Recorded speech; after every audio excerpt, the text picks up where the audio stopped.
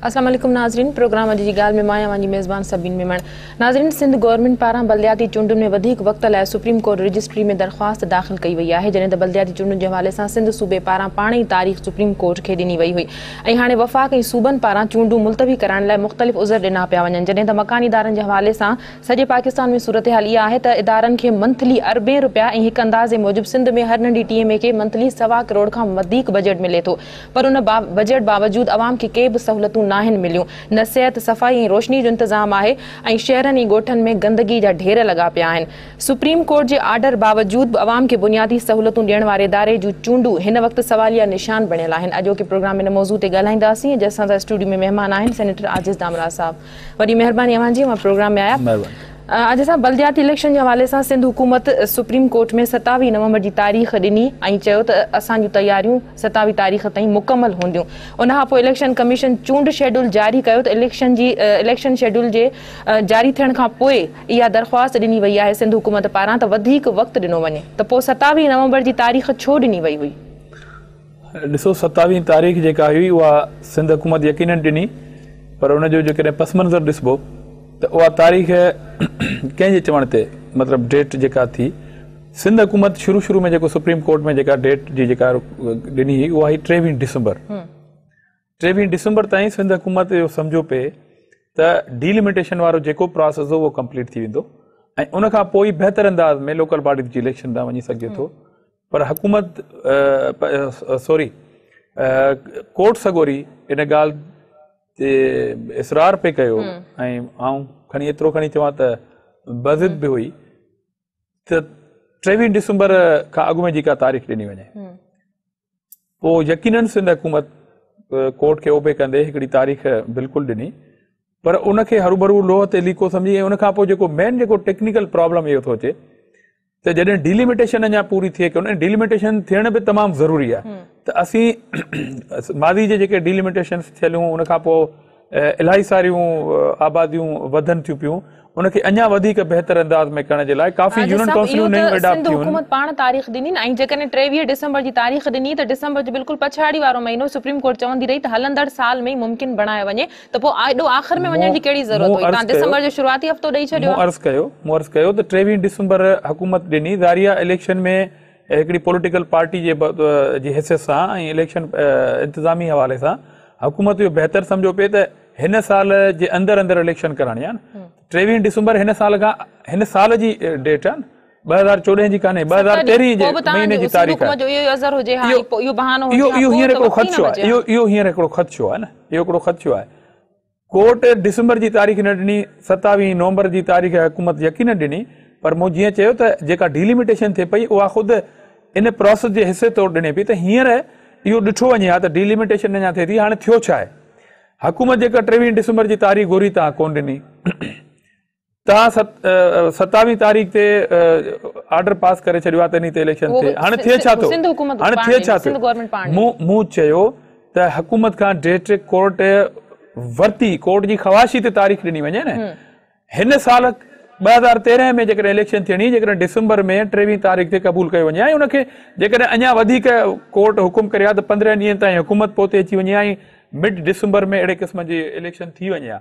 Problem इहो आहे त इलेक्शन कराइण खां क़तन असां नाबेरी कोन था ॿारियूं, न ई असां इनकार था कयूं त इलेक्शन कोन्हे कराइणी। असां सियासी माण्हू आहियूं, इलेक्शन में वञण जे लाइ तयारु आहियूं, पर प्रॉब्लम इहो आहे त डिलिमिटेशन जेका आहे उहा 9 तारीख़ ते जेके एतिराज़ात ॿुधण जी आख़िरी तारीख़ आहे ऐं 13 तारीख़ ते फाइनल डिसीजन अचणो आहे डिलिमिटेशन जे हवाले सां। 1 नवंबर ते सिंध हुकूमत चयो त असां 1 नवंबर ते तकबंदी जो कंप्लीट करे वठंदासीं, उहो बि न थियो, उनखे 13 नवंबर ते ईंगायो वियो। 13 नवंबर ताईं इगाए कोन वियो, आख़िर माण्हू जी एतिराज़ ॿुधण जे लाइ त का प्रोसेस हूंदो या न हूंदो? 15 ॾींहं ताईं वई का प्री प्लानिंग न कई वई, शेड्यूल न ॾिठो सिंध हुकूमत, इहो डेट पोइ सुप्रीम कोर्ट खे मुतमइन करण लाइ जान छॾण लाइ डेट ॾिनी। अहम ॻाल्हि ॿुधायां थो त बैलेट पेपरनि जी छपाई उहा सिंध गवर्नमेंट जो त मसइलो कोन्हे न। हाणे तव्हां ॾिठो त इलेक्शन कमीशन ख़ुदि परेशान आहे, इलेक्शन कमीशन ख़ुदि पंहिंजी परेशानी कोर्ट खे शो कई आहे। इलेक्शन कमीशन ख़ुदि चयो आहे त असीं बैलेट पेपर नथा छपाए सघूं, प्रिंटिंग प्रेस ख़ुदि इलेक्शन कमीशन खे जवाबु ॾेई छॾी आहे। हिकिड़ी इलेक्शन ही जनरल इलेक्शन जंहिंजी असांखे तारीख़ जी ख़बर हुई त 5 सालनि खां पोइ प्रोसेस पूरो थींदो ऐं इलेक्शन में वेंदासीं, उनखां पोइ बि हींअर एतिराज़ात था अचनि त असां वटि उहा मसू ई प्रोवाइड कान हुई जंहिंजे बुनियादनि ते असां इलेक्शन कराई जेका। अॼु जॾहिं 5 सालनि जी उन तयारी जे बावजूद इलेक्शन कमीशन ते एतिराज़ था थियनि ही जेको बैलेट पेपर जो जेको इशू आहे कमीशन जॾहिं सुप्रीम कोर्ट खां वधीक वक्त 4 महीननि जी मोहलत घुरण जी दरख़्वास्त ॾिनी जंहिंखे सुप्रीम कोर्ट रद्द कयो उन खां पोइ इलेक्शन कमीशन त पंहिंजो शेड्यूल जारी कयो ऐं वफ़ाक़ी काबीना जे इदारनि खे चयो त भई तव्हां इहे शयूं प्रोवाइड कयो मस जी फराहमी आहे बैलेट पेपर आहिनि उहे बि त गवर्नमेंट जा इदारा आहिनि न ॾिसो न इलेक्शन कमीशन ख़ुदि मुख़्तार इदारो आहे इलेक्शन कमीशन ख़ुदि मुख़्तार इदारो आहे हुनजी पंहिंजी हिकिड़ी बजट आहे हींअर तव्हां 9 ऐं 10 तारीख़ ते फॉर्म वसूल करण जी तारीख़ ॾेई छॾी आहे तव्हां अॼु सिंध जे सर्वे करे ॾिसो त घणनि जाइनि ते बैलेट पेपर जॾहिं 27 नवंबर जी तारीख़ ॾिनी त शेड्यूल त जारी थियणो हुयो न केतिरो हुनखे डिले करे चवां थो त इलेक्शन कमीशन प्रोवाइड त करे न असां त हिकिड़ी एप्लीकेशन वरी कोर्ट खे ॾियूं था थी सघे थो कोर्ट हुन ते एग्री न करे क़ौमी असेंबली हिकिड़ी करारदाद ॾिनी आहे थी सघे थो एग्री न करे ऐं 27 नवंबर ते इलेक्शन प्रोसेस जेकॾहिं क़ौमी असेंबली में जेका करारदाद उहो उन्हनि पार्टियुनि ॾिनियूं आहिनि उन्हनि पार्टियुनि जूं सूबनि में हुकूमतूं आहिनि न मतिलबु सियासी पार्टियूं ई नथियूं चाहिनि त को बलदियाती चूंडूं थियनि ॾिसो कतन इहा ॻाल्हि इन सेंस में न वठणु खपे मां त चवां त हलो जेकॾहिं बज़िद आहे कोर्ट 27 तारीख़ ते इलेक्शन थियणी बि आहे त मां त चवां त उन इलेक्शन जा जेके उनजो मटीरियल प्रोवाइड करणो आहे उहो त इलेक्शन कमीशन खे करणो आहे न इलेक्शन कमीशन त चवे थी त असां कराईंदासीं इदारनि खे उन्हनि हिदायत बि करे छॾी आहे इदारनि एक्सक्यूज़ कयो आहे इलेक्शन कमीशन सुभाणे हाणे ॾिसो न अॼु पाण ही प्रोग्राम पिया कयूं अॻिते हली जॾहिं हिन इलेक्शन जा जेकॾहिं नतीजा ईंदा न तव्हां वरी चैनलनि ते सॼो ॾींहुं उनजी क्रेडिबिलिटी ते प्रोग्राम कंदव मादर सां ऐं उनखां पोइ ख़ासि तौर ते सुभाणे वरी तव्हां सर्वे करे ॾिसजो त सिंध जे केतिरनि ज़िलनि केतिरनि तकनि में कहिड़ियुनि जाइनि ते बैलेट पेपर प्रोवाइड अची चुका आहिनि ऐं सुभाणे जेकॾहिं फॉर्म वसूल करण जा जेके फॉर्म आहिनि न उहे केतिरनि जाइनि ते अची चुका आहिनि छा इलेक्शन कमीशन इहा कंफर्म ॻाल्हि आहे त सभु ॾींहुं सूबे जे अंदरि जेको आहे उहो वो इलेक्शन कमीशन जो कम आहे वो करे बिल्कुल कंदो ज़िम्मेदारी सां तव्हां इहो ॿुधायो त तव्हां जॾहिं ॿुधणियूं हलनि पयूं एतिरनि महीननि खां ॿुधणियूं हलनि पयूं सूबनि खे चूंडूं न कराइणियूं हुयूं छा मकानी चूंडनि जो टाइम बि गुज़री वियो 4-5 साल थी विया त चूंडूं न थियूं हुकूमतनि पंहिंजी तयारी छो न कई त छा सूबा हिन वक़्त ताईं पंहिंजी तयारी मुकमल न करे सघिया 4-5 साल थी विया ॾिसो सिंध हुकूमत 23 तारीख़ ॾिनी ई इन करे 23 तारीख़ ॾियण जो सबबु ई इहो हो कारण ई इहो हो त डीलिमिटेशन करणी ऐं डीलिमिटेशन खे नवंबर जी 14-15 तारीख़ ताईं असां महसूस पे कयो सिंध हुकूमत एसि ताईं अचिणो आहे जॾहिं 15 नवंबर ताईं हाणे 13 तारीख़ ताईं फाइनल हुनजी आहे जेकॾहिं डीलिमिटेशन असां पूरी कयूं नवंबर ते त उनखां पोइ असां इलेक्शन प्रोसेस में वञी पिए सघियासीं हाणे प्रॉब्लम इहो आहे त 13 तारीख़ ते तव्हांजी डीलिमिटेशन वारी आख़िरी डिसीजन अचे थो 9 तारीख़ ते तव्हां फॉर्म जेके आहिनि उहे ॾियण ऐं वसूल करण जी शुरू करे छॾिया आहिनि सुभाणे जेकॾहिं का बि यूनियन काउंसिल जेका हींअर प्रोपोज़ल ठही थी वञे ऐं मुंहिंजो वोट जेकॾहिं कंहिं हिकिड़ी यूनियन काउंसिल में आहे हाणे उहा ठही कंहिं तक कंहिं ॿिए यूनियन काउंसिल में अची थो वञे त वोटर वोट कीअं कंदो इन लाइ त सूबनि में तयारी करण जी ज़रूरत हुई न त तकबंदियुनि जो अमल मुकमल कयो वञे या जॾहिं सुप्रीम कोर्ट मुसलसल ॿुधणियूं करे पई ऐं इहो चवे पई त हलंदड़ साल जे आख़िर ताईं मुमकिन बणाए वञे त सूबा सिंध गवर्नमेंट कुझु प्रोसेस को चुरपुर बि शुरूआत न कई बिल्कुलु माना जॾहिं ऑर्डर थियो उन खां पोइ चुरपुर आहे न डीलिमिटेशन खे नज़र में रखी त असां 23 तारीख़ घुरी भला 23 तारीख़ घुरण ऐं डिसंबर में इलेक्शन कराइण में हर्ज कहिड़ो आहे इन में कहिड़ी अना आहे मादर सां आउं सम्झां थो त उन्हनि इदारनि खे हिकु दफ़ो वरी जेकॾहिं सिंध गवर्नमेंट एप्लीकेशन ॾिए थी त माण्हुनि जे मुफ़ाद लाइ वोटरनि जे मुफ़ाद लाइ त महीने ॾेढ वक़्तु दरकार आहे 23 डिसंबर त गुज़रियल 6 महीननि खां छो न तयारियूं शुरू कयूं जॾहिं मुसलसल ॿुधणियूं थियनि पयूं ऐं बलदियाती चूंडूं थियणियूं बि हुयूं मुंहिंजी भेण ज़रूरी कोन्हे त 23 डिसंबर ॾे एतिरी लीनियंसी ॾे जो डीलिमिटेशन खां पोइ जो प्रोसेस ऐं शेड्यूल अचणु खपे असांजी रिक्वेस्ट सिर्फ़ु आहे पर जेकॾहिं हरूभरू इलेक्शन कराइणी आहे तव्हां ॾिसो हिकिड़ो बुनियादी हिकिड़ो उम्मीदवार खे हिकिड़ो आइनी तौर ते जो हक़ आहे त उहो पंहिंजी इलेक्शन कैंपेन हलाए घटि में घटि 10 ॾींहंनि ताईं हलाए पर हिते जेकॾहिं तव्हां 23 तारीख़ ते फाइनल था करियो ऐं 27 तारीख़ ते तव्हां पोलिंग था करियो त सिर्फ़ु 4 ॾींहं था मिलनि 4 ॾींहंनि में 48 कलाक अॻे इलेक्शन कैंपेन खे ख़तमु करिणो आहे माना तव्हां सिर्फ़ु 2 ॾींहंनि जो पीरियड था ॾियो कंहिं कैंडिडेट खे माण्हुनि ते वञण जे लाइ 2 ॾींहंनि जो पीरियड आहे आउं सम्झां थो त हिन इलेक्शन जी क्रेडिबिलिटी जे लाइ तमामु ज़रूरी आहे त उनखे टाइम पीरियड जेको आहे उहो महीने जे बजाए 15 ऐं 20 ॾींहंनि ताईं घटि में घटि अॻिते खणी अचणु खपे हिन साल में जेकॾहिं इलेक्शन कराइणी आहे त 23 तारीख़ जेका हुकूमत डेट ॾिनी उहा पंहिंजी सोच सम्झ मुताबिक़ ऐं पंहिंजी तमामु जेके उन्हनि खे लवाज़मात पूरा करणा उनजे मद्देनज़र इन तारीख़ जी डिमांड कई वई। उन में जेकॾहिं उहा तारीख़ ॾिनी वञे हा त उन में कहिड़ो हर्ज छा आहे? हर्ज छा आहे? जेकॾहिं उन तारीख़ ते सिंध गवर्नमेंट इलेक्शन न करे हा, तव्हां वरी सो मोटो एक्शन वठी छॾियो आहे ऐं तव्हां नोटिस गवर्नमेंट खे इशू करे छॾियो आहे, तव्हां इलेक्शन सुप्रीम कोर्ट तक गुज़िरियल 6 महीननि खां मुसलसल ॿुधणियूं करे रही। सूबनि पंहिंजो इन विच में को लाहे अमल का हिकमत अमली का प्लानिंग को न जोड़ी हुई त बलदियाती चूंडूं कराणियूं आहिनि त कहिड़ियूं शयूं आहिनि अॻ में मुकमल कयो वञे ताकि सूबा प्रिपेयर हुजनि। हाणे पंजाब जे अंदरि छा थो थिए? 7 दिसंबर मिलियल आहे उनखे, ठीकु आहे, बलोचिस्तान ऐं पंजाब खे हाई कोर्ट डिसीजन ॾिनो आहे त पार्टी बुनियादनि ते इलेक्शनूं कराई वञनि। जेकॾहिं डेट अची वई त हाणे हुन में मुदाख़लत छो थी आहे? हाई कोर्ट अहिड़े क़िस्म जी फ़ैसिलो छो ॾिनो आहे? कोर्टूं आज़ाद आहिनि। जेकॾहिं हुन अहिड़े क़िस्म जो डिसीजन ॾिनो आहे, हाणे नॉन पार्टी बेसिस ते कराइण जी ॻाल्हि कई आहे, त ज़ाहिर हाणे उहा असेंबली उहो सूबो वरी कानून साज़ी कंदो। कानून साज़ी करण खां पोइ जेको आहे इलेक्शन जी डेट ॾींदो त वरी हुननि खे त टाइम मिली वियो हुयो न। पर जेकॾहिं लोह ते लकीर निकितल आहे 7 तारीख़ जी मिलियल आहे त पोइ हुननि खे अहिड़े क़िस्म जी ॻाल्हि करण जी वरी कहिड़ी ज़रूरत आहे? ॻाल्हि जो मक़सदु आहे त टेक्निकली शयुनि खे ॾिठो वञे ऐं हेॾी सारी असां ग्रास रूट जी इलेक्शन कराइण वञूं पिया। हुन में जेकॾहिं असां हरू बदत रहियासीं त मां चयो त सुभाणे हिन इलेक्शन जी क्रेडिबिलिटी ते तमामु वॾो सवाल थींदो। सूबा किथे पिया कराइण चाहिनि? त सुप्रीम कोर्ट हुकुम ॾिनो आहे, न त हलंदड़ साल बि न थी सघनि हा। 4-5 साल गुज़री विया ऐं बलदियाती चूंडुनि जे हवाले सां गवर्नमेंट का बि अॻभराई न कई। सूबा न पिया कराइण चाहिनि, ठीकु आहे, थोरी देरि जे लाइ जेकॾहिं सूबनि जी नियत ते असीं ॻाल्हि करियूं त सूबा न पिया कराइण चाहिनि, मञोसीं इन ॻाल्हि खे। पर जेकॾहिं सूबनि तारीख़ ॾेई छॾी दैट मीन्स त हू कराइण पिया वञनि। तयारी कोन्हे, हाणे वरी दरख़्वास्त बि पाण ॾिनी आहे त असां तयार कोन्हे। पहिरीं इलेक्शन कमीशन ते मलबो उछलियो पियो वियो त इलेक्शन कमीशन जूं तयारियूं न आहिनि। जॾहिं इलेक्शन कमीशन शेड्यूल बि जारी करे छॾियो भई, उन खां पोइ हाणे इलेक्शन कमीशन शेड्यूल कीअं ज़ाहिर कयो आहे? तव्हांखे ख़बर आहे त इलेक्शन कमिशनर जेका प्रेस कॉन्फ्रेंस कई आहे उनजी बॉडी लैंग्वेज छा आहे, लबो लबाब छा हो हुनजो? वो इहो ई हो त असां रिक्वेस्ट कई कोर्ट खे त असां तयारी नथा करे सघूं। छा इलेक्शन कमीशन जा इहे बयान तव्हांजी नज़र मां न गुज़रिया हूंदा त असांखे बस प्रोवाइड कोन्हे? शेड्यूल त जारी करे छॾियो। मुंहिंजी भेण ॻाल्हि ॿुधो, जेकॾहिं कोर्ट जे हुकुम तहत ज़ारिया कोर्ट माई बाप आहे उनखे असां ओबेदा करियूं, इलेक्शन कमीशन मजबूरन, मां लफ़्ज़ वरी इस्तेमालु थो कयां त मजबूरन इलेक्शन कराइण ॾांहुं वञे पई ऐं हू प्राइवेट प्रिंटिंग प्रेसनि खां अहिड़े क़िस्म जा पेपर पई छपाए जेके अॻिते हली धांधली जो सबबु थींदा। इलेक्शन कमीशन चई छॾियो सुप्रीम कोर्ट खे त असां प्रिपेयर नथा थी सघूं, असां तयारु न आहियूं, इन टाइम जे अंदरि असां तयारियूं नथा मुकमल करे सघूं।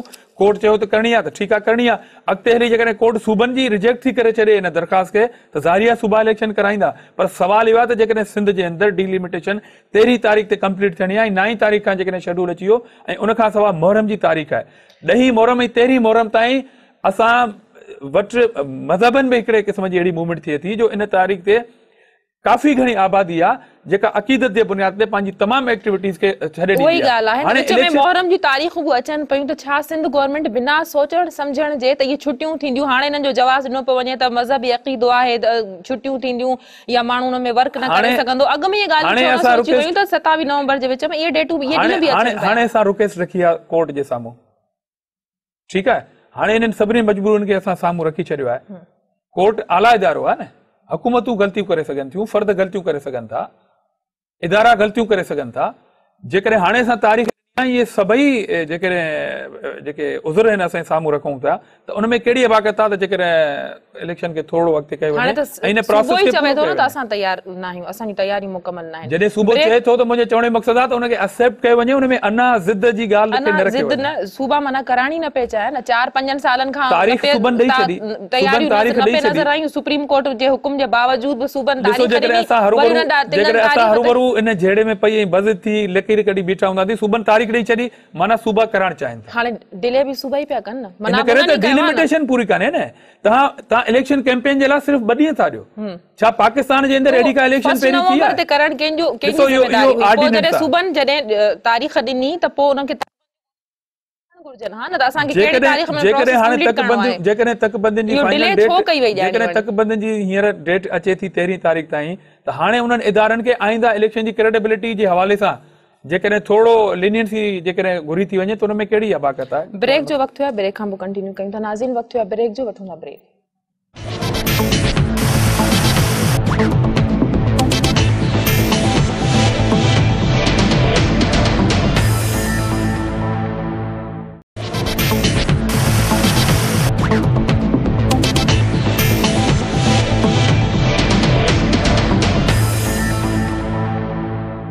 वेलकम बैक नाज़रीन। मुस्लिम लीग नून जी हुकूमत आहे सिंध में PTI बताए जेके वफ़ाक़ किरदार कनि थियूं बल्दियाती करणु चाहिनि थियूं उन्हनि ई ठहिराईंदो आहे त इन जो इहो पार्टियूं गॾियल तौर ते हुकूमतूं कनि थियूं त उहे ई नथियूं चाहिनि त चइनी सूबनि में मकानी चूंडूं थी सघनि। ॾिसो मकानी चूंडुनि खे मुलतवी कराइण जी या उनखे इनकार करण जी ॻाल्हि कान्हे का। मां जीअं पहिरीं अर्ज़ु कयो त हींअर इलेक्शन कराइण को इंतिज़ामी तौर ते सिंध हुकूमत जो सब्जेक्ट न आहे, इलेक्शन कमीशन जो सब्जेक्ट आहे। पर इलेक्शन कमिशनर जेका प्रेस कॉन्फ्रेंस कई आहे उहा ख़ुदि हिकिड़ी मायूसकुन सूरत हाल में उनजी बॉडी लैंग्वेज खे ॾिठो वञे, उन्हनि पंहिंजी मजबूरनि जो इज़हार ज़रूरु कयो आहे। असीं चऊं था त इलेक्शनूं बिल्कुलु थियणु खपनि, सूबा हाणे एग्री आहिनि। सिंध ई उहो पहिरियों सूबो हो जंहिं पार्टी बेस ते इलेक्शन कराइण जो ऐलान कयो हो। हुनजी सीरियसनेस खे तव्हां बिल्कुलु साम्हूं रखो न। नंबर ॿी ॻाल्हि आहे त हाणे जेकॾहिं बज़ थी इन ॻाल्हि ते बीह रहिजे त पहिरीं छो न करायूं, 6 महीना अॻे छो न करायूं। पर हींअर जेकॾहिं हुन प्रोसेस में हली पियो आहे, हिकिड़ी गाॾी हली पई आहे त उन में हिन इलेक्शन जी बद इंतिज़ामियूं सुभाणे जेके साम्हूं ईंदियूं, जेके तकड़ वारे हिसाब सां, ऐं सुभाणे जेकॾहिं क्रेडिबिलिटी ख़राब थी त पोइ तव्हां उथंदे ई हिन इलेक्शन जे किरदार खे हिकिड़ो मशकूक करे छॾियो त बैलेट पेपर जेके प्राइवेट प्रिंटिंग प्रेस सां छपजनि था। इलेक्शन कमीशन छा चयो आहे तव्हांखे? इलेक्शन कमीशन हुन चयो आहे त जेका उनजी सरकारी जेका प्रिंटिंग प्रेस आहे हुन जवाब ॾेई छॾियो आहे एतिरे तइदाद में बैलेट पेपर छपाइण जो। हाणे उहो मजबूरन हुननि सरकार खे रिक्वेस्ट कई आहे, वफ़ाक़ी सरकार खे, त असांखे प्राइवेट प्रिंटिंग प्रेस मां छपाए ॾियो, जंहिंजी ज़िम्मेवारी वफ़ाक़ी सरकार जवाब ॾेई छॾियो आहे त असीं न खणंदासीं, सुभाणे असांजी क्रेडिबिलिटी ख़राब थींदी, इल्ज़ामात लॻंदा।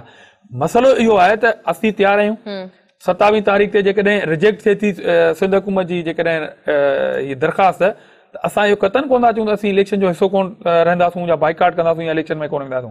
इलेक्शन कराए थी इलेक्शन कमीशन, असीं हुन में बिल्कुलु हिसो वठंदासीं।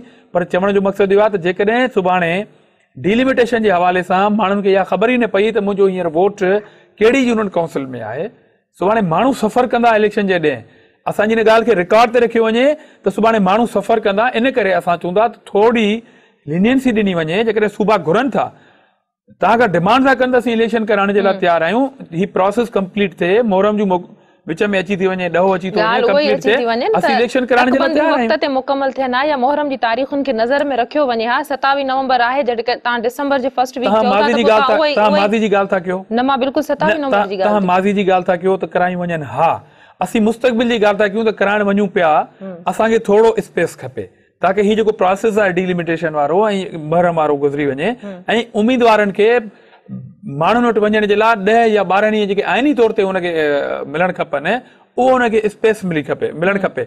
असीं मुस्तक़बिल में हिकु बहितर अंदाज़ में इलेक्शन कराइण जी ॻाल्हि था कयूं, जेका साल ऐं 6 महीने 3 महीने जी ॻाल्हि कोन था कयूं। हिन साल जी एंड जी ॻाल्हि करियूं था त एतिरी लीनियंसी ॾिनी वञे जीअं इलेक्शन कमीशन ख़ुदि कंफर्टेबल महसूस करे ऐं बहितर अंदाज में इलेक्शन कराए सके। सुभाणे इहे सॼियूं कंप्लेंट्स वरी केॾां वेंदियूं? इलेक्शन कमीशन इलेक्शन कमीशन पाण अञा वाम जो शिकार हुजे, जेको ख़ुदि मुख्तार इदारो आहे, जंहिंखे इलेक्शन कराइणी आहे, उहो पाण अञा सवालिया निशानी ते बीठो हुजे। इलेक्शन कमीशन छा चयो आहे? इलेक्शन कमीशन त वाज़े कम आहे, शेड्यूल बि जारी करे छॾियो। इलेक्शन कमीशन जी बॉडी लैंग्वेज, इलेक्शन कमीशन जी बॉडी लैंग्वेज उन बावजूद सुप्रीम कोर्ट जे हुकुम खे ओबे करण लाइ हा कई आहे, उन शेड्यूल जारी करे छॾियो। इलेक्शन कमीशन पाण तां ज़िम्मेवारी उछलाए छॾी, इन करे उछलाए छॾी त हुन हिकिड़ो दफ़ो सुप्रीम कोर्ट खे रिक्वेस्ट कई आहे। इहो त तव्हांजी नॉलेज में आहे न, 2-3 ॾींहं खे रिक्वेस्ट छो कयूं? इन करे त हुननि महसूस पियो कयो त इन डेट जे अंदरि तयारी उन हिसाब सां कंप्लीट न थी सघंदी। जेकॾहिं सुप्रीम कोर्ट उन दरख़्वास्त खे रद्द करे छॾियो, हाणे इलेक्शन कमीशन चए थी त मूं वटि ॿियो को इख़्तियार ई कोन्हे, ऐं बंदि गली में बि इलेक्शन कराइण जे लाइ तयारु आहियां। असांजे चवण जो मक़सदु इहो आहे त उन ऑनरेबल सुप्रीम कोर्ट खे इलेक्शन कमीशन खे कंफर्टेबल छॾणु खपे, ताकि सुभाणे हिननि इलेक्शनुनि ते जेके एतिराज़ात दाख़िल थींदा उहे वरी चीफ इलेक्शन कमिश्नर वटि वेंदा, सूबाई इलेक्शन कमिश्नर वटि वेंदा। इन करे असीं चऊं था त हुननि मजबूरन चीफ इलेक्शन कमिश्नर 3 ॾींहं अॻे जेका प्रेस कॉन्फ्रेंस कई, उन मीडिया खे ॿुधायो त बाबा सुप्रीम कोर्ट मुंहिंजी न ॿुधी। जेकॾहिं इलेक्शन कमीशन ईअं जेकॾहिं प्रिपेयर हुजे त पोइ सुप्रीम कोर्ट में छा ला वई इलेक्शन कमीशन? अच्छा, जहिड़ी तरह सियासी पार्टियूं बल्दियाती चूंडूं मुलतवी कराइण जे हवाले सां गॾिजी वञनि थियूं, ठहरा पास कनि थियूं, सूबाई हुकूमतूं बि सुप्रीम कोर्ट जे हुकुम ते अमल करण बजाए मोहलत घुरण जी दरख़्वास्त ॾियनि थियूं, कॾहिं बि चूंडूं कराइण जे हवाले सां सियासी पार्टियूं पाण में न गॾिजियूं आहिनि, कॾहिं का अहिड़ी हिकमत अमली न ठाही आहे त भई बल्दियाती चूंडूं कराइण बि ज़रूरी आहिनि, अवाम खे बुनियादी सहूलियतूं मिलणु घुरिजनि, इन हवाले सां का प्लानिंग कई वञे, का हिकमत अमली जोड़ी वञे, पाण मुरादो का कोशिशि कई वञे? ॾिसो, सियासी पार्टियुनि पंहिंजी मैच्योरिटी जो मुज़ाहिरो कयो, ऐं जेका लास्ट असेंबली पूरी थी उनमें प्रेसिडेंट आसिफ अली ज़रदारी साहब एक्स प्रेसिडेंट ऐं पीपल्स पार्टी हिकिड़ी नई रिवायत रही त असां हिकिड़ो कलाक बि शेड्यूल खां पोते कोन थियासीं ऐं असां चाहियो त इलेक्शन थियणु खपे, उन जा नतीजा कहिड़ा बि अचनि, माण्हू वरी हिकु दफ़ो ॿीहर उन रूलिंग पार्टी खे वोट ॾियनि था नथा ॾियनि, कतई नज़र असां उन प्रोसेस खां इनकार कोन कयो। ही डिलिमिटेशन हलनि पियूं, हिन में इलेक्शन मुलतवी कराइण जी कतन ॻाल्हि कान्हे का, त इलेक्शन खे कैंसिल करे छॾियो, बलदियाती इलेक्शनूं असीं करायूं कोन था, या सियासी पार्टियुनि जो इंटरेस्ट कोन्हे या हुकूमतुनि जो इंटरेस्ट कोन्हे, इहो बहस ई कोन्हे। हुकूमतन कोशिश न वती एतरी सरगर्मी जेका चूंडूं में डिले करण जे हवाले सां ॾेखारे पई वञे, मुख़्तलिफ़ बहाना ॾिना। मुंहिंजे चवण जो मक़सदु आहे त जेकॾहिं 15 ॾींहं या 20 ॾींहं पोइ इलेक्शन करे कंफर्टेबल नमूने सां इलेक्शन कराइण में कहिड़ो हर्ज आहे, सवाल इहो आहे। उहो बि सुप्रीम कोर्ट जी मुदाख़लत खां पोइ तव्हां तारीख़ ॾिनी न। मुंहिंजो सवाल इहो आहे त कॾहिं पाण पार्टियुनि पारां कॾहिं इहा सरगर्मी न ॾेखारी त भई बलदियाती चूंडूं थियणु घुरिजनि। हाणे तव्हां शेड्यूल अचण खां पोइ ज़ाती तौर ते ॻोठनि जी सूरत हाल ख़राब लॻी ज़ाती तौर ते इलेक्शन शेड्यूल अचण खां पोइ ज़ाती तौर ते तव्हां बीइंग ए शहरी, बीइंग ए वोटर, इन ॻाल्हि खे बहितर सम्झो था त इलेक्शन कैंपेन हलाइण जे लाइ सिर्फ़ 2 ॾींहं मिलिया वञनि, पाकिस्तान जी तारीख़ जूं मुनफरिद इलेक्शन। इन में कोताही कंहिंजी आहे? मां चवां थो त उनमें जॾहिं वक़्तु घुरियो थो वञे, डेट उन तरह सां ॾिनी वञे, जेकॾहिं वक़्तु घुरियो थो वञे त उन में ख़राबी कहिड़ी आहे? वक़्तु त हमेशह टारण जी कोशिश कई वई आहे न, टारण जी त सुप्रीम कोर्ट जे हुकुम खां पोइ मजबूरन तारीख़ ॾिनी वई न, तारीख़ ॾिनी वई न। हाणे असां चऊं था त उन में तयारियूं मुकमल नथियूं थी सघनि, उन में डिलिमिटेशन त हले थी न। हिकिड़ी ॻाल्हि मफ़रूज़नि ते हूंदी आहे, हिकिड़ी ॻाल्हि मफ़रूज़नि ते हूंदी आहे त ही साईं डेट इन करे कैंसिल कयो त असांखे डिलिमिटेशन कराइणी आहे, असांखे फलाणो फलाणो प्रोसेस कराइणो आहे, पोइ असीं इलेक्शन कराईंदासीं। पर हू त अंडर प्रोसेस आहे न, हिकिड़ो जेको तव्हांजो डिलिमिटेशन वारो कमु अंडर प्रोसेस आहे। तव्हां ॾिसो पिया हिकिड़ा डिलिमिटेशन जा एतिराज़ात ॿुधण जी तारीख़ 9 तारीख़ आख़िरी रखी वई आहे, उनमें 13 तारीख़ जेको आहे फाइनल अचणा आहिनि, उहे त हलनि पिया न, एतिराज़ात हलनि पिया, सॼी सिंध में रिपोर्ट अचे पई हलनि पिया। उहो बि जॾहिं बिल्कुलु ॻाल्हि मथे ते अची वई, उन खां पोइ सूबनि पारां मूंखे इहो ॿुधायो त 4-5 साल हाणे ज़िद खे न करणु खपे, हाणे ज़िद न करणु खपे। गुज़री वियो, ॾिसो 5 साल गुज़री विया हलिया, असीं उन ते जेकॾहिं बहस कंदासूं त असां अॻिते वारी ॻाल्हि करे कोन सघंदासीं न। असीं चऊं था त शेड्यूल असां ॾेई छॾियो, असां पार्टी बेस ते इलेक्शन कराइण वञूं पिया, असीं सीरियस आहियूं इलेक्शन कराइण में। हाणे जेकॾहिं टेक्निकली को प्रॉब्लम आहे, उनखे थोरो अॻिते करण में ॻाल्हि कहिड़ी आहे? जेकॾहिं असीं चऊं त न सियासी पार्टियूं 5 सालनि ताईं छा कयोसीं, हल कोताही कोन थी सघियो। हाणे बि सुप्रीम कोर्ट जॾहिं मुदाख़लत कई आहे, ख़ुशी सां सुप्रीम कोर्ट जे चवण ते थो त कोर्ट खे मुदाख़लत न करणु खपे, चूंडूं कराइण हुकूमतनि जो कमु आहे। जेकॾहिं कोर्ट न चवे हा त चूंडुनि कराइण लाइ हुकूमतनि त कागबराई न कई, का हिकमत अमली जो चलो मञियोसूं त सुप्रीम कोर्ट जे चवण ते इलेक्शन थिए पई, पर ही जेके असां टेक्निकल शयूं तव्हांखे ॿुधायूं पिया, इहे जेकॾहिं कंप्लीट नथियूं थियनि, उम्मीदवार खे वर्क करण जो चङी तरह टाइम नथो मिली सघे, इन में ज़िद करण जी कहिड़ी ॻाल्हि आहे? मुंहिंजो सवाल इहो आहे। अच्छा, जमहूरी दौरनि में कॾहिं बि बलदियाती चूंडूं न थियूं आहिनि, जॾहिं बि थियूं आहिनि त डिक्टेटरनि जे दौर में थियूं आहिनि। जमहूरी हुकूमतनि जी का रिवायत न रही। पहिरियों दफ़ो थिए पियो त जमहूरी हुकूमतनि जे टाइम पीरियड में बलदियाती चूंडूं थियनि पियूं, ऐं उहो बि हाणे लॻे थो त इहा रिवायत ईअं ई कंटिन्यू रहंदी त जमहूरी दौर में कॾहिं बलदियाती चूंडूं थी न सघंदियूं। जमहूरी दौर में हींअर इलेक्शन थियण वञनि पियूं ऐं उनखे बहितर अंदाज़ में थियणु ॾिनो वञे त बहितर आहे। अच्छा, ईअं त कोन्हे त बलदियाती इदारनि जा नुमाइंदा चूंडजी ईंदा त पोइ अवाम खे उन्हनि ताईं रसाई कंदो, MNA या MPS ताईं अवाम न वेंदा, अवाम जा नंढा नंढा बुनियादी कम हूंदा, सफ़ाई सुथराई, गटर नाली जात, अवाम उन्हनि ताईं रसाई कंदो, ओॾां वेंदो, हिननि जूं ओताकूं ख़ाली थी वेंदियूं।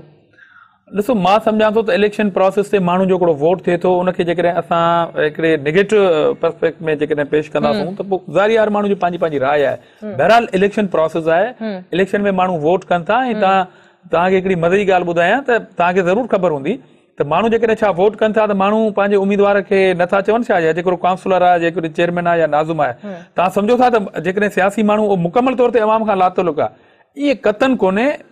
चवण जी हद ताईं बहितर इहो माण्हू चई सघे थो। नंबर ॿी ॻाल्हि, तव्हां जीअं चओ त अवाम जा जेके नुमाइंदा चूंडजी ईंदा, मुंहिंजी रिक्वेस्ट इहा आहे, मुंहिंजो अर्ज़ु इहो आहे त अवाम जे उन नुमाइंदनि खे चूंडण जो जेको प्रोसेस आहे उनखे बहितर ट्रांसपेरेंट अंदाज़ में करणु ॾिनो वञे। बराए महिरबानी उन्हनि खे कंप्लीट प्रोसेस करणु ॾिनो वञे। माण्हू खे सुभाणे पोलिंग वारे ॾींहुं 27 तारीख़ ते रुलायो न वञे त हुनजो वोट हिकिड़ी UC में आहे, हाणे वञे पियो कंहिं ॿी UC में, कंहिं ॿी पोलिंग ते वोट ॾियणु। माण्हू सफ़र कंदा पोलिंग वारे ॾींहुं, इन करे इन्हनि सभिनीनि शयुनि खां बचण जे लाइ बैलेट पेपर तव्हांखे कोन मिली सघंदा। मां दावा सां थो चवां त सुभाणे सिंध जे काफ़ी हदनि ते तव्हांजा फॉर्म कोन मिली सघंदा। केतिरो वक़्तु खपे, केतिरा फॉर्म ॾियण ॾिसो, फॉर्म ॾियण सिंध हुकूमत जो कमु कोन्हे। इलेक्शन कमीशन तव्हां चओ था न, इलेक्शन कमीशन शेड्यूल ॾेई छॾियो आहे। हाणे सुभाणे जेकॾहिं शेड्यूल ते इलेक्शन कमीशन पूरी नथी लहे त हिकिड़ो सवाल त पैदा थींदो न। सूबनि जी बि तयारी कोन्हे, सूबो तो पंहिंजो कमु करे। ॾिसो, असीं इंतज़ामी तौर ते इन ॻाल्हि में सिंध हुकूमत त हींअर कान्हे न, इंतज़ामी तौर ते हींअर ज़िम्मेवार आहे इलेक्शन कमीशन। जेकॾहिं सुभाणे इलेक्शन कमीशन जो जेको बैलेट पेपर उहो कंहिं प्राइवेट प्रिंटिंग प्रेस सां छपिजी आयो ऐं सुभाणे हुन ते धांधली जो इल्ज़ाम लॻो त उहो सूबनि ते कोन लॻंदो, हुकूमतुनि ते कोन लॻंदो, इलेक्शन कमीशन ब्रेक जो वक़्तु आहे, ब्रेक खां पोइ कंटिन्यू कयूं था। नाज़रीन वक़्तु आहे ब्रेक जो, वठूं था ब्रेक।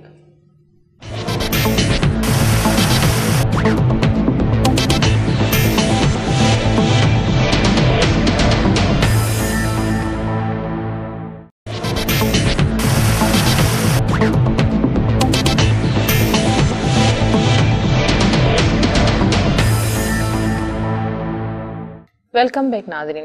आज साहब जेकॾहिं चूंडूं न थियूं आहिनि मकानी इदारनि जूं, लोकल गवर्नमेंट आहे, हिकिड़ी विज़ारत आहे, इदारो कमु करे थो, उन्हनि जा ऑफिसर बि कमु कनि था, उन्हनि खे रेगुलर बजटूं बि मिलनि थियूं, पर पोइ बि डेवलपमेंट किथे नज़र नथी अचे, आवाम खे सहूलियतूं नथियूं मिलनि, रोड रस्ता गिटियूं नालियूं रोशनी सफ़ाई जो को इंतज़ाम नथो नज़र अचे। ईअं छो? इन ते हुकूमत बि संजीदा न आहे, हुकूमत जी ख़ामोशी छो आहे? आउं सम्झां थो त 100% का बि शइ पॉज़िटिव ऐं 100% का बि शइ नेगेटिव कोन हूंदी आहे। पीपल्स पार्टी जी हुकूमत हुई लास्ट 5 साल, ऐं हींअर पीपल्स पार्टी वरी जेकॾहिं हुकूमत में आई आहे त उहा को बैकडोर खां कान आई आहे, इन्हनि माण्हुनि जे वोट जे प्रोसेस सां, इन्हनि पोलिंगुनि जे प्रोसेस सां, इन इलेक्शन जे प्रोसेस सां आई आहे।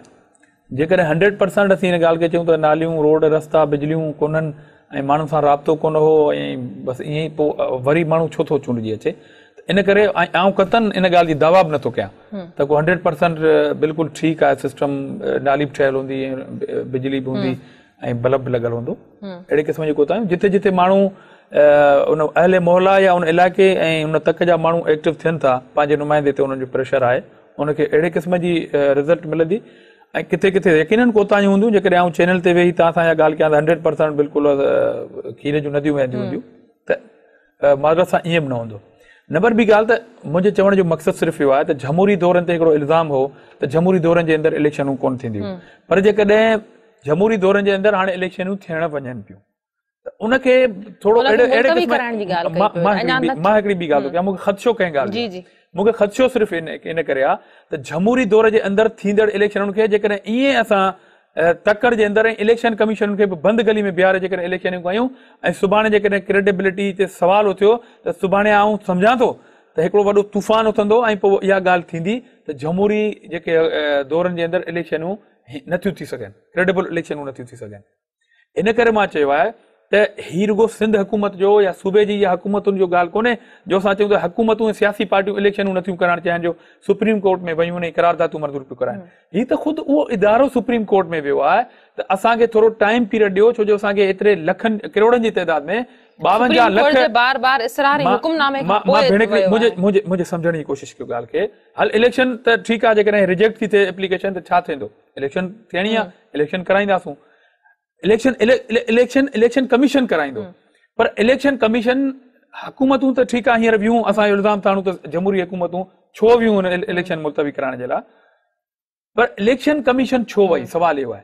इलेक्शन कमीशन ख़ुदि इहो महसूस पियो कयो त 52 करोड़नि ताईं बैलेट पेपर नथा छपराए सघजनि। नंबर हिकिड़ी ॻाल्हि त जेकॾहिं 23 तारीख़ ते तव्हां ॿिनि सूबनि खे तारीख़ ॾिनी न, हिकिड़े सूबे ते अञा पंहिंजो कानून ई कोन ठाहियो आहे, ख़ैबर पख्तूनख्वा, बलोचिस्तान ऐं पंजाब में तव्हां डेट ॾेई छॾी, जेकॾहिं सिंध खे बि तव्हां हिकिड़ी डेट ॾेई छॾियो आहे, 10 ॾींहंनि जी ॻाल्हि हुई, ताकी टिनी सूबनि में बेवक़्तु जेको आहे सो इलेक्शन थियणु खपे। सुभाणे जेकॾहिं हिकिड़े सूबे में का हिकिड़ी पार्टी मेजॉरिटी में अची थी वञे त यकीनन ॿिए सूबे ते हुनजो असरु थींदो। इन करे न सॼी शइ खे कवर ॾियण जे लाइ असां चवंदा त असांजी एप्लीकेशन ते त बिल्कुलु तनक़ीद थियणु खपे त भई तव्हां हुकूमतूं तयारु कोन्हनि, छो तयारु कोन्हनि, तयारी छो कोन कई, असां त छॾे ॾियो, पर जंहिं इदारे खे शेड्यूल ॾियणो हो उन जे लाइ त इहे मजबूरियूं कोन हुयूं न इलेक्शन कमीशन जे लाइ। इलेक्शन कमीशन जी ॻाल्हि थो कयां, शेड्यूल हुननि पोइ ॾिनो आहे न, पहिरीं त हू कोर्ट में विया आहिनि, उन्हनि जी दरख़्वास्त रिजेक्ट थी आहे, पोइ ॾिनो अथव। मुंहिंजे चवण जो मक़सदु आहे त हू कंफर्टेबल न हुया तॾहिं त विया न कोर्ट में, अदरवाइज़ उन्हनि खे कोर्ट में वञण जी ज़रूरत कोन हुई। ॻाल्हि हले पई, मूं तव्हांखां सवाल कयो बजट जे हवाले सां त एतिरी बजट मिले थी, डेवलपमेंट एतिरी नथी नज़र अचे, उन जो जवाब मूं तव्हांखे तफ़सील सां ॾिनो आहे त कतन इहा ॻाल्हि कान्हे त नेगेटिव पॉजिटिव 100% शयूं पॉजिटिव शयूं बि आहिनि, नेगेटिव शयूं बि आहिनि। मूं चयो त काफ़ी जाइनि ते अहिड़े क़िस्म जूं शिकायतूं हूंदियूं, काफ़ी जाइनि ते बेटर अंदाज़ में कमु थींदो हूंदो, पर चूंडियल नुमाइंदनि पारां बि कॾहिं न ते आवाज़ न उथारे वियो, हुकूमत बि कॾहिं ॿुधण जी कोशिशि न कई त हर टीएमए खे सिंध में घटि में घटि 1.25 करोड़ खां मथे बजट मिले थो। ऐं सम्झां थो त रूलिंग पार्टी जो वरी अचणु कंहिं सूबे में उहो एतमाद हुजे थो उन सूबे जे अवाम जो। जेकॾहिं वरी माण्हू आयो त मूं अर्ज़ु कयो तव्हांखे त प्रोसेस तहत आया आहियूं, वोटनि तहत आया आहियूं ऐं माण्हुनि वरी एतमाद कयो आहे। कोताही जी निशानदी थियणु खपे, टीवी टॉक शो में थियणु खपे, मुज़ाहिरो करे करणु खपे, अख़बारुनि में अचणु खपे, कंटिन्यू अहिड़े क़िस्म जो प्रेशर पंहिंजे नुमाइंदे ते हुअणु खपे। इन ॻाल्हि खां असीं इनकार ई कोन था करियूं न त 100% जेकॾहिं आउं दावा कयां त मूं पंहिंजे ज़िले सांगड़ खे 100% ठीकु करे छॾियो हूंदो, ईअं कतन कोन हूंदो। कंहिं मोले जी सही ख़िदमत थी सघी हूंदी त को रहिजी वियो हूंदो। इहा हिकिड़ी फिनामिना आहे सोसाइटी जी, लाइफ जी। अहिड़े क़िस्म जा सवाल अमीरुल मोमिनीन हुकूमत कंदो तॾहिं थींदा रहंदा। असांखे बहरहाल बहितर अंदाज़ में माण्हुनि जी ख़िदमत थियणु खपे ऐं जमहूरी दौर जे अंदरि जंहिं ते हेॾी सारी कंप्लेन आहे त इलेक्शनूं कोन पिया कराइनि, जेकॾहिं इलेक्शन ॾांहुं वञनि पिया त हुनखे थोरी लीनियंसी मिलणु खपे। असीं कोन था चऊं, ख़ुदि इलेक्शन कमीशन वई आहे कोर्ट जे अंदरि, जेकॾहिं तव्हां चओ था त हुननि शेड्यूल ॾेई छॾियो,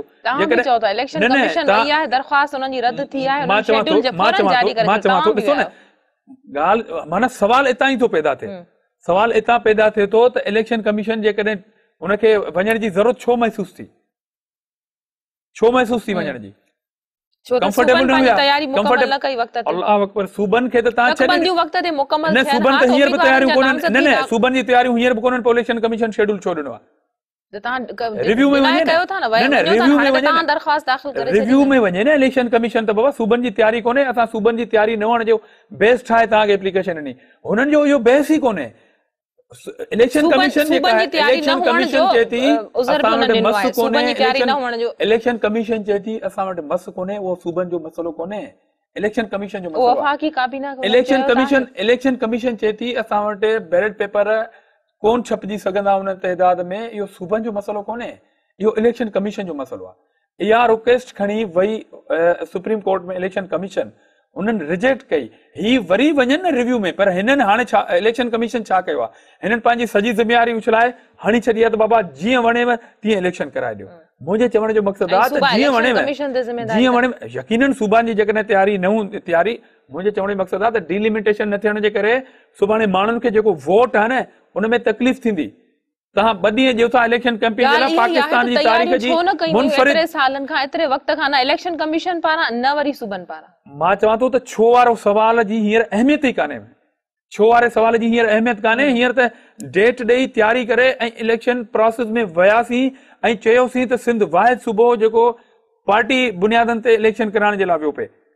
सुप्रीम कोर्ट हुनजी तारीफ़ कई आहे त तव्हां इलेक्शन में वञो पिया, पर जेकॾहिं हुन में थोरो टाइम ॾियण जी जेका ॻाल्हि आहे, हाणे अचो पाण सभई पूरी सोसाइटी इहो चए त हा जेकॾहिं सूबा हींअर तयार आहिनि इलेक्शन कराइण जे लाइ, हा जेकॾहिं सूबनि तयारी पंहिंजे कनि पिया त हुनखे थोरो टाइम ॾिनो वञे।